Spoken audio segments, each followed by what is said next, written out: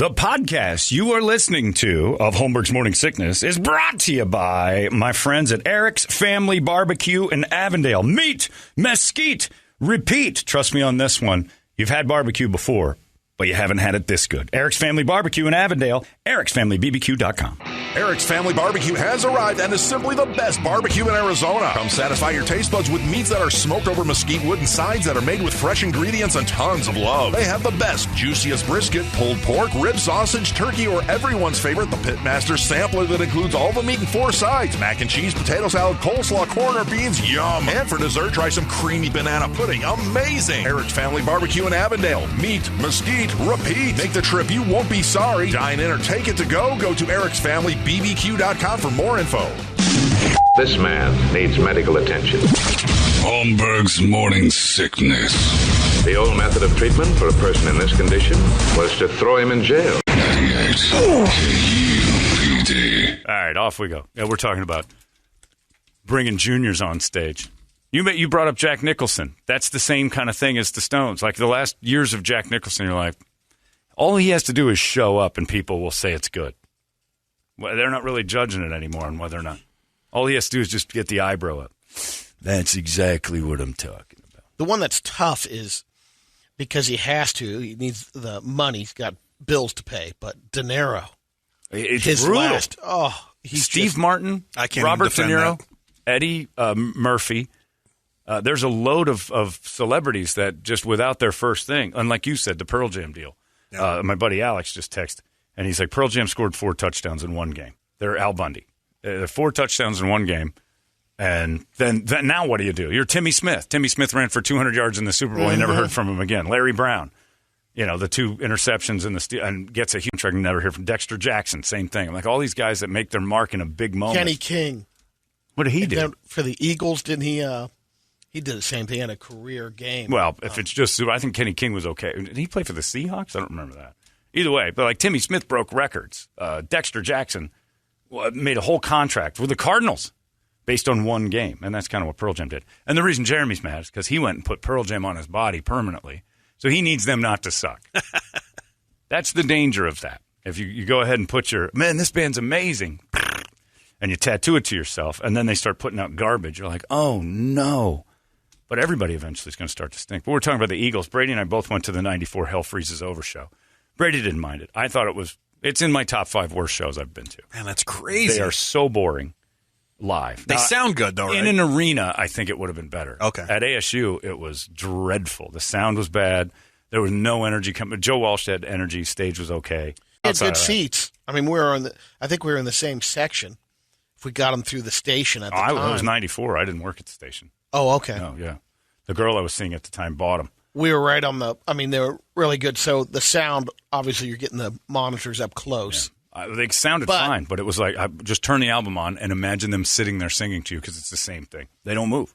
Came close not to happening at first because the wind kicked up. There's like a haboob that went through there. What did you say that they said they were accused of what? Loitering on stage. The Eagles even admit they're boring. Yeah, oh yeah. Don Henley said that. Yeah, there's not much interaction in between songs. Now, if Charlie Watts' son goes up and starts playing for the Stones, it's different because Charlie's 80. So you can start seeing him. But isn't there a time when you're just like, have a little pride in yourself to say, that's my dad's work? I'll go and fill in. Like Rick Nielsen's kid plays drums for Cheap Trick because Bunny Carlos got sick and can't do it. Yeah. But that kid's a drummer. What about Bonham's kid playing with Zeppelin that tour? That was weird too. But or not tour, but that show. There's something different to me about like when a guy overdoses. That's like a one-off. The band wasn't broken up or done. They're like this, like Alice in Chains wasn't done yet, and their singer dies. You're like, why do they have to quit? AC/DC, their singer kills that, essentially kills himself. Yeah, and you're like, well, we're not done with you, and if you guys aren't done, we'll gladly keep going. But it's different when it's just like you're the Eagles. You haven't done anything in 40 years, and the founding member drops dead. What are we doing? Dragging your son up there. It's not even nostalgia at that point. Yeah. And Vince Gill, yeah. And there's no nostalgia in that. It's a cover band with one of the members. It's the Beach Boys with John Stamos. Mike Love and John Stamos are not the Beach Boys. Every once in a while they roll Brian Wilson out there. Brian Wilson, the NBC News guy, might be better. in my room. Like, oh, no. I don't want to hear you guys not harmonize. It's the whole reason I'm here. But nostalgia has to still be good. And I think sometimes that's the whole Indiana Jones argument.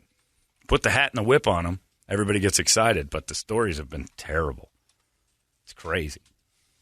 Today is it's August 25th, Brady, and that is the day in my world that will almost live forever in infamy, as it was my first. This is very strange because August 25th has significance. August 20-something has significance in my life quite a lot, because the 27th, 2 days from now, marks our 20th anniversary since Brady and I, at the very least. You were here, but not doing anything. I don't know. Does Toledo work here then? No. And he left and came back. So he wasn't here. He wasn't with us, He was here obviously. for a couple of years. He was doing promotions. Was he in promotions when we started? Yeah. So he was. He was working with Randall. Originally. Because the Dennis guy was here. Yeah, Dennis was doing overnights at that time. You weren't here. November of 2001. Okay, I so was almost. Silent Rich out with so Eric in the van. That's right. You were not here. That's right. Silent Rich. And God damn it, do I miss Silent Rich. 20 years ago, you were Silent Rich, and then now look at him. He's all uppity and chatty. Now he talks too much dick. All because of Toledo. Now he's the dick that won't stop. That's your fault. No. Us bowling. That's true. Well, Big Dick Toledo. We brought you back to produce. We kept that Silent Rich tag on you. So, yeah, Brady and I, it was 20 years ago on Friday. That's hard to believe, in 2001. And then, a couple weeks later, we took some time off. It was an incident. Best deal ever.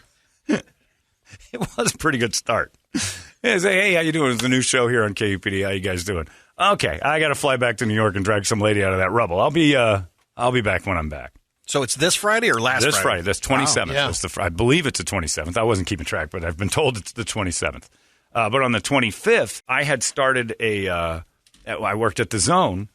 Used to be 101.5 The Zone. It was an alternative station back in the late 90s, and they gave me a chance to do the morning show there. And that started in August of 1998. And I believe it was the 17th of August. August has a lot of that kind of stuff for me.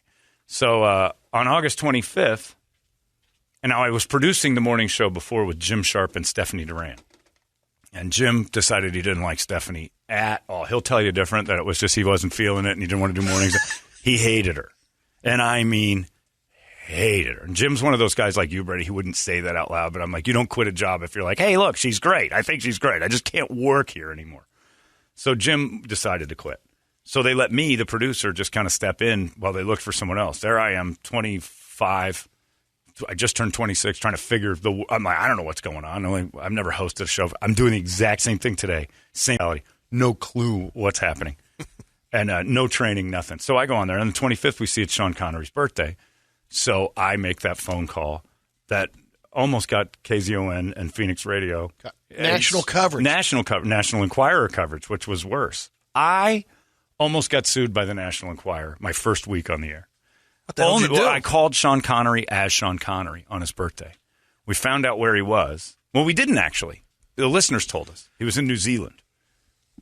And I just called up and I'm like, you crafty son of a bitch. How the hell are you? And you just hear, who the hell is this? That's you bastard. Happy birthday. Who is this? I need to know immediately. Tell me, have you woken up and hit your wife yet? Because I know how we like to do that. So I go back and forth with him, and he gets crotchety and he starts yelling. But it's just me, back and forth, just like that. He's not involved for real.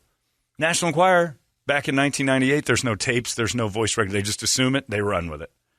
And they called like, we understand you had Sean Connery get pretty mad at you on the radio this morning. I'm like, yeah, that did. That was pretty crazy, right? And they're like, yeah. So I run with the story like it's real, not thinking. Here I am, fraudulently saying that Sean Connery abuses his wife, which, by the way, he said he did on Barbara Walters.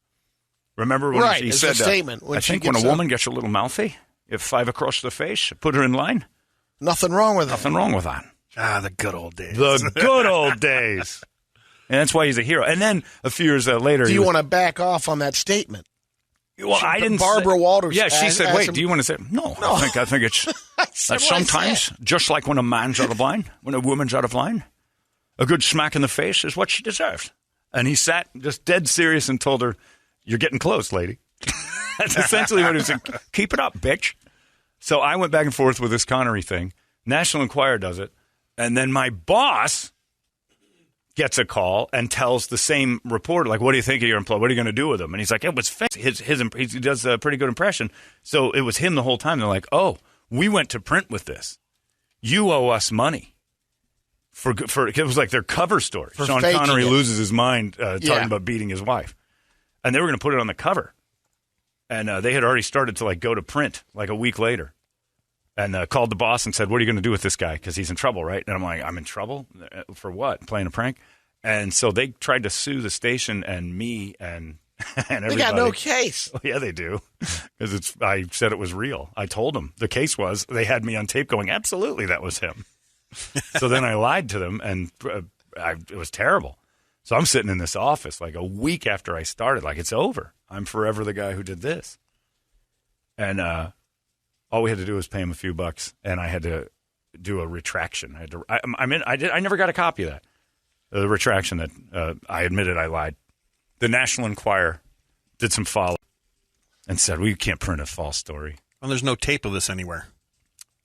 Probably not. Somewhere out there. I never keep any of this stuff. Okay. Toledo's first one started tape. Oh, okay. The ones that tell lies are getting someone to say they told a lie. All we look, that's here's the ridiculous. thing. Had we lived through it, had I gotten to Paul Peterson and said, don't tell him it's not him, because I already did. Yeah. And Paul ran with it, they'd have run that story, and it would have come and gone, and nobody would have cared. But we'd have gotten a ton of, like local news would have been like, oh, what was it like talking to him? And why did you do that, you wacky DJ, you? And I'd have just played it. And then they'd have gone, can you do some? Ah, yes. Hello there, Patty Kirkpatrick. I like to watch you on the news, but sometimes when your mouth's moving and words are coming out, I just want to give you a good smack. I'd like to smack you around the room. Patty Kirkpatrick, formerly of Channel 12. The only thing I want to hear coming out of your mouth is my man yummy. That'd have been awful to them. And they'd have laughed, and it would have gone away. And it would have forever been who knows. But, so it's on this day that I was in tears. I'm sitting in an office in tears because I had two people telling me that you just lost the station that's licensed. You know that, right? And I'm like, how? We had a different vibe in the sales department. This is great. That's right. This guy's pretty good. Yeah. We finally got somebody that's funny rather than Jim Sharp and Ted Simons. Yeah. It was weird because I'm like, this will be fun. Like, I think I like this job. And the first prank I pull, they're like, we owe them $300,000. Is that coming out of your salary? And I'm like, I get paid hourly still, you guys. I was making like $9 an hour to do a morning show. And they were telling me it was a great opportunity. I'm like, yeah, for you. I didn't realize at the time. I was thrilled to do it. But yeah, so this day I always think about that because within 4 days of this day, I was crying my eyes out in front of grown men. I'm so sorry. That was the job. I could have my job. I could have sworn that was what you hired me to do. Make it stop. No This guy's worries. an idiot. It got paid for. Well, they quickly. They ended up not paying, evidently. Well, So but I'm they- just telling you the Oh, movement on the trust me, everything was fine. sales and yeah. But bargaining. and You got a pulse in the morning. And they snowed it, too, because National Enquirer lied. They said that they went to print with it. Yeah. And miraculously, it never printed. But my lie did. Hey, I'm sorry I lied to you. Because they did print a small story with it. But they didn't do that. Yeah, I remember there was something that was going out that, there's Phoenix radio jock called Sean Connery. in New Zealand. We just, I don't even know. Because I even said, who is this? It's 2 a.m, which somehow or another, the time got measured out to New Zealand somehow. I don't know what it was. I was like, I don't know what time. I don't know what time we said it was. yeah, hello? Because it's 1998. You always answered. I should have, it would have, ahoy, hoy. Yeah.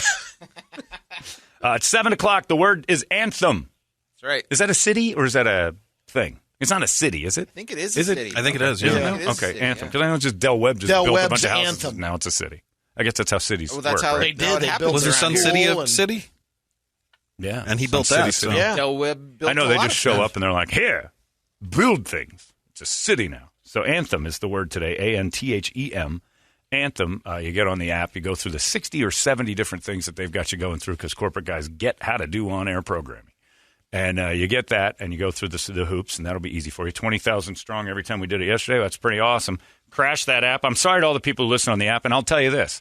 play on our app, listen on the TuneIn Radio app, because this is stupid. During the contest. Yeah, during 7 to 9 o'clock, or 8, there's no reason for you to listen to our show on the KUPD app. I know you're supposed to earn hours. Because it crashes all the time. So until our corporate guys get it right and figure out how to run a contest where the app's not going to crash to try to encourage you to like our app, all you're doing is encouraging all these listeners to hate our app. Yeah. Didn't they boost it yesterday, though, yeah, supposedly? And it boosted, and it did good, but it still crashed.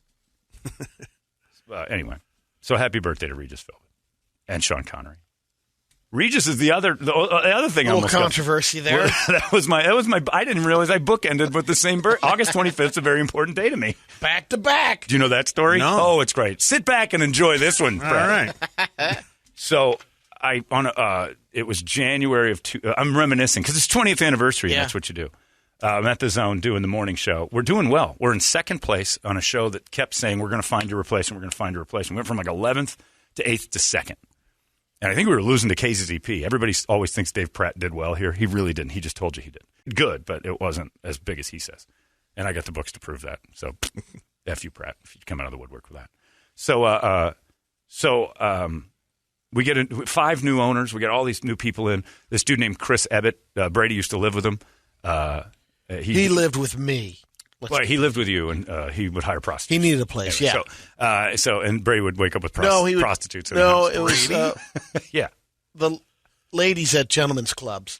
Yeah, those are prostitutes, Brady. I hate to break it to you. That's what those are. You pay a lady to get naked, that's prostitute. I guess he did buy her pizza. Yeah, and then I bought her one the next day because he's like, I got to get her out of here. He went to work, and I'm like, do you want a pizza, Dakota? I'm ordering a pizza. Why don't you stay a little bit longer? I liked Chris eventually, but at first he was hired to hate me. Yeah, and he did. And so he came in, he's like, you're like this awful loud, and we're playing at the time, we're going back and forth between the Verve Pipe, Ricky Martin, and Alice in Chains. This station had no direction at all, zero. And so I'm doing this stuff. So on a Monday, Danny Davis, who worked at KOI's old man, and Charlie Martin, who I used to call on my breaks all the time as old people at KOI and go, did you just say something about your dick? Like I'd say that they'd said something really funny. You calling again? I didn't say anything about a fish. So Danny comes in, and he's a manager, and he pops his head, and he goes, by the way, you're out Friday. I'm like, what? He goes, yeah, they're canning you Friday. I'm like, we're in second place. He goes, we're getting fired. And he goes, yeah, you're out Friday. And I'm like, no kidding. I'm like, why Friday? He said, I think it'll be easier. You won't throw as big a fit. And I'm like, well, watch this. Oh, no. So I'm like, and so I go to Danny, and I'm like, this is for sure? Jordan, by the way, the doctor, loves this story. He makes me tell it all the time. So, again, I almost lost the license. This time I tried. That was at the peak of Who Wants to Be a Millionaire. So I'm like, we're getting fired Friday. Let's go out in a blaze of glory, because I hate radio. At that point, I hated it. We had 5 owners in 1 year, 10 cooks in the kitchen. CBS was running us. I bailed months before you. Brady left 3 months before because this place sucked. I mean, working there was brutal. And then I'm dumb enough to go back. But anyway, so I'm on there. So I know we're getting fired Friday, so let's give them a show. Let's do some stuff. So this was on Tuesday. We start planning out what can be the worst thing we can do without cussing or doing anything to scare the hell out of them, because they say I'm too irreverent for this station. They wanted Stephanie to tell all the jokes. I'm like, all right. Well, I will do the Regis Philbin thing. Who Wants to Be a Millionaire? And I said, what if we added a 4th lifeline where if you blew Regis, he gives you the answer. On the Zone you did this? Yeah. So, I mean, this bit was long on purpose. I knew it would drive Chris nuts because he's like, 2-minute bits. I'm like, yeah, you'll get that out of me. I'm capable of that. That's the taste of consultant. The only thing I can do in 2 minutes is masturbate. And I can break that record. I'm the Roger Bannister of that. So I go on, and I'm like, all right, here we are. We've got our arrested here. You're out of lifelines. The $1 million question. Do you think you know it? My producer's name is Kevin Butler. He's like, I don't know it, Reach. I don't know. Tell you what I'm going to do. I'm going to give you a 4th lifeline. You get down on your knees, and you service Big Daddy, and I'll give you the answer to the $1 million question. You'll be a millionaire. What do you think? And he goes, what? I have to do what? All you got to do is wrap your lips around, give me a little mouth hug right here on Who Wants to Be a Millionaire. For the next 2 minutes, the noises of a man blowing Regis Philbin were on the air. I mean, terrible sounds. On the way back from a sales call, listen to this. Yes! Oh, yeah, we're getting close. That was close, but I held off. Tickle underneath. Give me a little backdoor love. And it just drug on, and they're pounding on the window. They go, get in my office. It didn't fire me that day. And then on Friday, I just got on the Worst intercom. kept secret ever. Worst kept secret. I'm like, I guess you should probably let me go. You're going to lose the station its license. And I'm like, am I? Good thing I'm not going to be here. And like, he didn't know I knew. And he's like, I don't know what you're talking about. This is just ridiculous. We'll sue you for this. Okay, Chris, whatever. And the thing about that week was hilarious. It's like there'd be over the intercom calling people to their office. Yeah. It was like well, no, I did that. That wasn't the ownership. Yours was change. separate. That was totally was the different. one. The Friday. I got on the intercom and said, "Today's a better day to fire me than yesterday. If you guys are interested in doing it now, I'm in." So Chris called me in.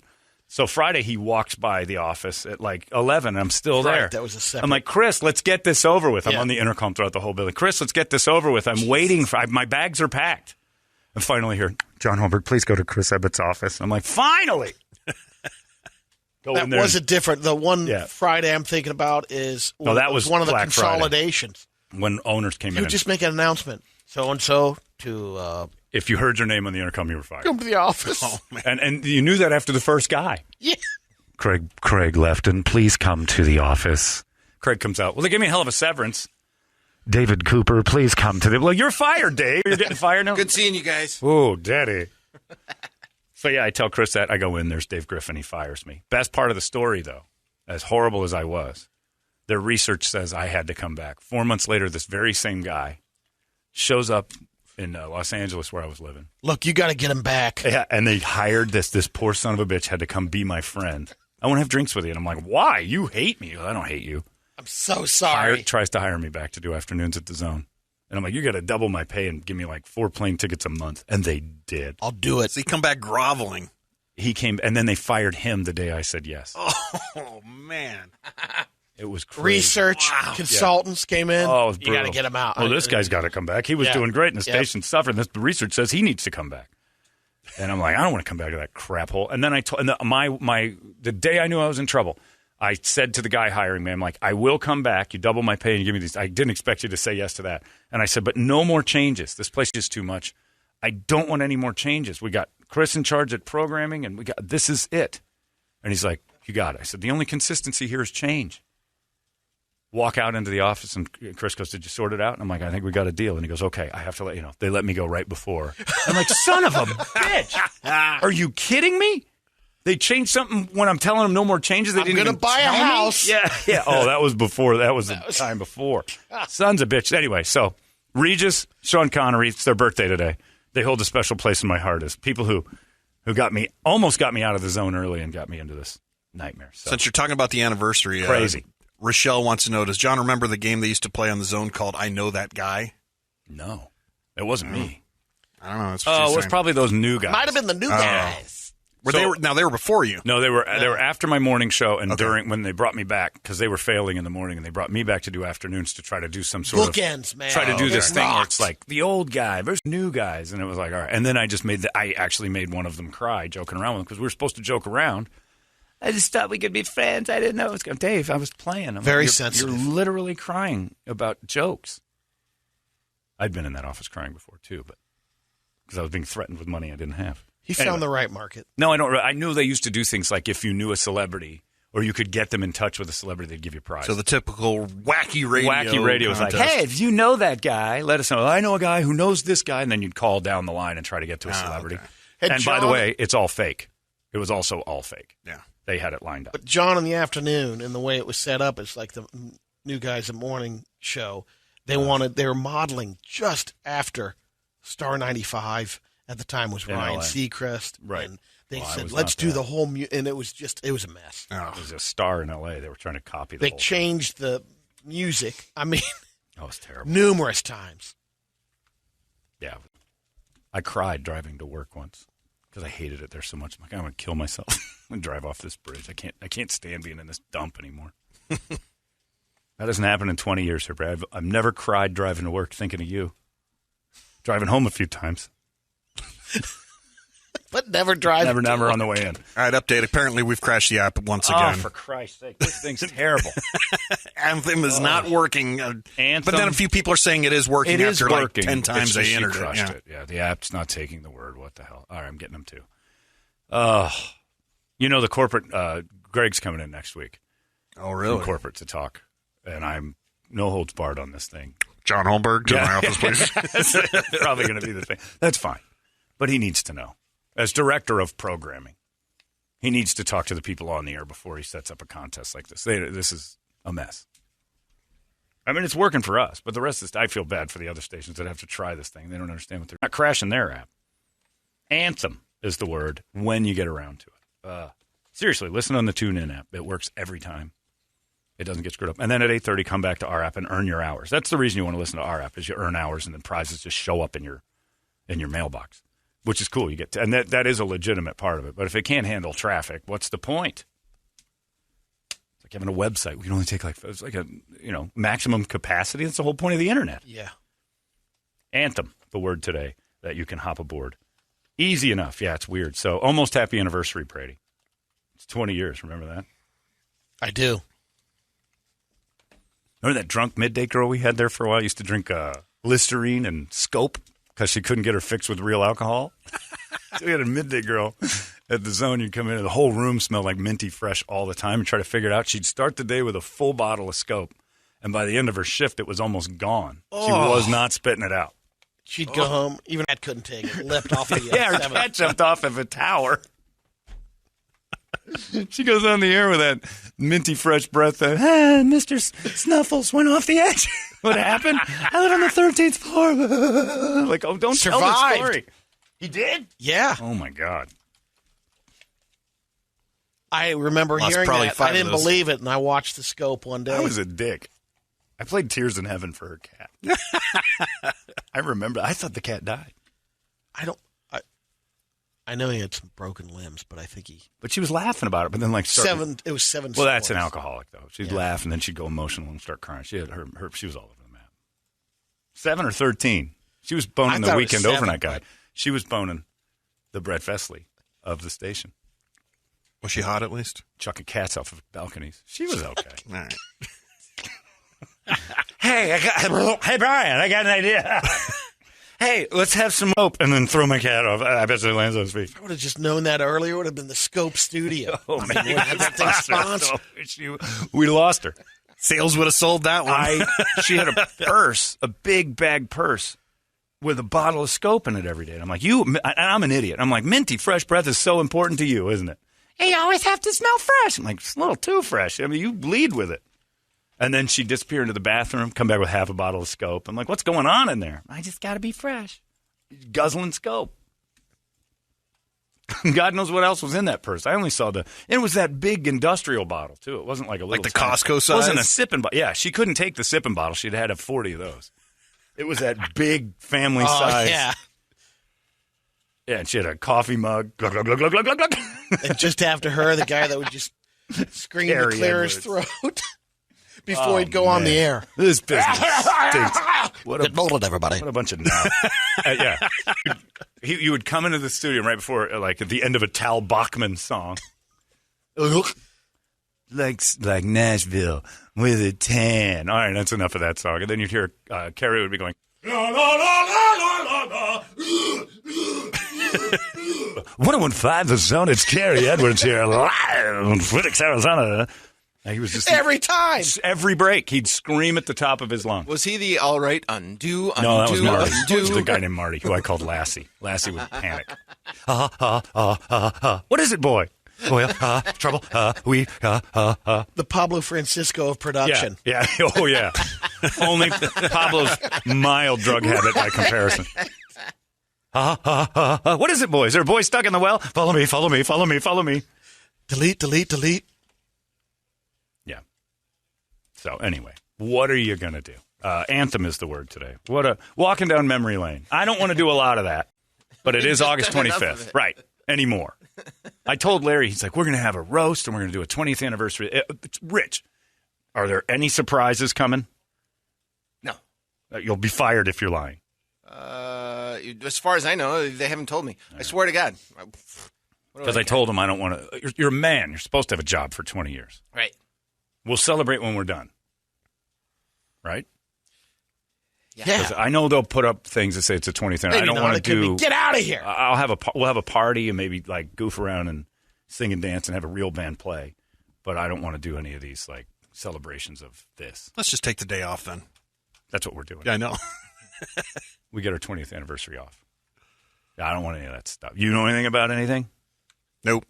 Kidding. Ain't heard nothing. Richard. Nothing. Swear to God. All right. Well, if you do happen to hear anything, You're fired. put your foot on it. Like if there's some sort of weird. They wanted to have a roast of us. I know. With people who don't know us. I know. We'll have Corey Taylor. I'm like, he doesn't know us. Maybe Pat McMahon can come and roast you. That you can do. Let me tell you about old dickhead here. And Grady? I remember when Grady was the maid that replaced Mrs. Garrett on Different Strokes. You look just like an old version of Edna Voles. Nidra Voles, sorry. Think of Edna's Edibles. Brady was the fat girl on Facts of Life. Natalie. Anyway, Anthem is the song. What do you got on the big board of musical treats there? Wake Up Song brought to you by our buddies over there at Action Ride Shop. They are hitting the road this next month. They invited us up there to go to New Mexico. Those guys are hardcore. For golf? Yeah, golf, mountain bike golf. You should see the place they're staying, too. It's ridiculous. And they happen to pick the day I'm going to have labrum surgery. I'm thinking about going. To my labrum surgery, you're not invited. I'll bring a pizza. All right, then I guess I'll go mountain biking instead. All right. The hell with it. You should. Sounds like right around the house. That place looked amazing. But anyway, check them out if you got those mountain bike needs. BMX for the kids. They got everything for you. BMX for the DUI adults.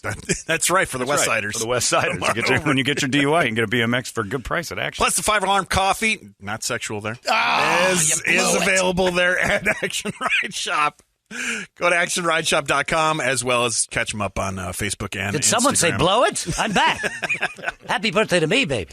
So lots of Stone suggestions. Most of them the basics: Painted Black, Give Me Shelter, Bitch, Happy. I don't know that one. Start Me Up. Can You Hear Me Knocking? Can You Hear Me Knocking is my favorite Stone song. It's a great song. Hands down. Goodfellas. Goodfellas. The Sopranos used it. It is unreal, but it's not a wake-up song. It's way too long. Jumpin' Jack Flash. You Got Me Rockin', Brown Sugar, Start Me Up. Start Me Up's got to be the one because it mentions a dead man. And now we're going to find out whether or not the girl in this song can actually do what they say she can because Charlie Watts is no longer with us. Right. Start Me Up. Yeah, Start Me Up it is. Because can she? So my friend said, we're going to find out whether or not she can do it. Maybe she can. Keep an eye on Charlie's pants at the funeral. Yeah, 80 is a good age to vamoose from the band. And what other bands, like you start thinking about that, what other bands could have just checked out 20 years ago? And we mentioned Pearl Jam. Some people would, I don't know. I mean, there's plenty of them. Yeah. Plenty of them. That, and like you said, who gets better as they go? Very rare. Very rare. Happen now. Everybody pinnacles and drops. Yeah. But I would say, and I know I'll get arguments from people who just hate them for the sake of hating them, the Foo Fighters got better with every record until the last 2 or 3. What about they hit their pinnacle with Wasting Light, I think, and then it's Light falling. Then it fell. See, I like the documentary thing they did on HBO. Wasting Light's still great. But if you didn't watch the documentary, that album is not good. I like the songs. I actually really, do I can't get into it. I think Wasting Light's amazing. Yeah. That thing, top to bottom, is incredible. Concrete and Gold's not very good. It's okay. Saint Cecilia's not very good. Oh, now people are asking for, tell us those Jason Blind kid stories for the anniversary. Those aren't even the anniversary of this place. That was the lunatic asylum I worked at before here. Jason had no eyeballs. Oh, Jason. Working with a teacher from Kung Fu. Yeah, I don't know what he was doing. He had his eyeballs. Jay was doing Kung Fu? No, God, no. Well, it looked like it sometimes when he's trying to leave a room. Oh, Jason and his eyeless head. Now, we'll get into those later. I'll tell that story another time. But, yeah. Yeah, other bands that I like what about U2? Should have stopped. I think they made it they made it to 2001. That's it. Because then it became too commercial? Right on Discotheque and all that kind of stuff. Well, Discotheque was 93 or 2. Lemon was bad. Lemon was horrible. But I got to give them credit for that because that was them saying, let's try something new. Kind of when the Stones went disco. Like, let's give it a run. We don't care what people think. 2001 when they did they had an album. I think it won an album of the year. And it was like 2000 or 2001. It was great. All That You Can't Leave Behind or something like that. That was a great one. It's a great album. That's the tour I saw. That was 2000 or 2001. That was 2001. And then from there on, nothing. Yep. They haven't done much of nothing since. So they could have dropped out 20 years ago and been fine. Nothing's different. Where, because I saw them do the Joshua Tree here 2 or 3 years ago over there at the arena, and it was not good. It didn't sound good at all. No. Very disappointed in that. And I've seen them. I went to Don't that, you think it's that stadium? The stage was they pretty didn't cool. sound good? But It was I neat. thought Metallica sounded good there. I thought Metallica was amazing. I was in the back of Metallica, and it was just reverberation. Oh, okay. Larry was very angry that night, so he was mad at stuff. Isn't that the one where it took you a while to get there? It took us forever to get there. Oh, I almost turned around. Oh. But that was Larry was sitting in the concourse of the stadium. I remember very that, yeah. angry, and I had to go. He's like, I just want to go. I'm like, I don't blame him. He wanted out. I don't forget who he was mad at. I remember. It was the whole situation. The whole thing. Because you guys couldn't get in. It was a mess. Yeah. Well, they didn't give him any respect either, the band people, right? Lars was great, but No, not the band itself, but like management and handlers yeah. and oh, stuff. yeah, no, they were pushing up against walls. Yeah. It was, and I had to do a stage announcement. They were great to me. They kept pushing Larry up against walls. You stand here. It's like, it's getting smashed up. I don't know. He was mad at something else too. We were all kind of mad. That drive was brutal. Metallica's on the list. yeah, Could we have done without their last 20 years? the last 20. Yeah. I don't know. Hardwired was good. We talked about there's that. There's some stuff that's Yeah. good, but It takes you a while to get back into that one, though. Yeah. Could you have Like I done think without it. your bias. Well, I mean, they hit I guess we could say they, again, like I said earlier with 10, I mean, they hit their pinnacle with the Black Album, and it's, how do you follow that? Yeah, you Road don't. was good, but it wasn't. It was the Black good. No, Album. definitely. But definitely. do you go 20 years down the road when they're 77, 80 years old? Oh my God. Oh, there's no way they can keep up playing. That's what we said that about the stuff. Stones. Yeah, I know, but they can't play And I Master tell you, Puppets and everything else that's true. at 80 years old. Watch. We went to the Rolling Stones Yeah, Mick concert Jagger's here, and 25. They killed it. It was awesome. He's on loads It was of great. He eats like the healthiest person in the world. He's got like Tom these, Brady, huh? whatever tennis shoes. He's like got your tennis shoes because they've got like 2-inch thick soles, and he runs shoes around don't on have them. 2-inch thick soles. They're just normal shoes. What up, Huggy Bear? What are you seeing? Goldfish in there? Not those ones. I miss Silent Rich. Maybe the ones you gave to Kirby. Anyway, the app's back up. Anthem. Even though Yeah, it's working for people. Keep trying. As I say it, another email comes in. Your app sucks. I know it's not your fault. I know. I'm sorry. We didn't do this. This isn't our thing. We just have to play along. Hey, have a big contest. Yeah, Anthem. Well, yeah, make sure all your ducks are in a row. I concur. This app sucks. Yeah, Outside of look, listening to your show, it's pretty much useless. Fire Bob and all the other Bobs. Well, it's not useless. I don't want to attack them that bad. They're trying. Look, they're suits. You already know why they sit in an office all day. They're not qualified to do any of this stuff. They came up with an idea. They're really super proud of it. It's like when your kids draw a picture. We're putting it up on the fridge. We know it's bad. But it makes them happy. It keeps them off your ass for a little bit. It's not well thought out. They think the money thing's the best part. They could use a little consulting of their own. They won't listen. No. Because that would make them bad suits. You should see how the listeners followed along in Cincinnati, I'm though. telling you. You guys got great numbers. Yeah, but you It's come, your listeners. come look at my emails real quick. It's your listeners. Every day at 7:08. Look how many people tell me how crappy this app is because it keeps crashing. Anthem. We got to fix that part. But still, you can win $1,000. That's not so bad. So get on that thing as we speak. Which one do you want to do? I thought we were doing Start Me Up. Start Me Up is the one? Okay, let's do it. For the late Charlie Watts and the Rolling Stones, who still managed to say they're going on tour because he wasn't going to be part of it. Like, what was it, a month ago? He said he's not on tour with them. And Now we know why. now we know why. Charlie wasn't doing well. Pathetic. 98. That's it. That's bonkers! KUPD. You've been listening to Holmberg's Morning Sick podcast, brought to you by our friends at Eric's Family Barbecue in Avondale. Meet, mesquite, repeat. Eric'sFamilyBBQ.com.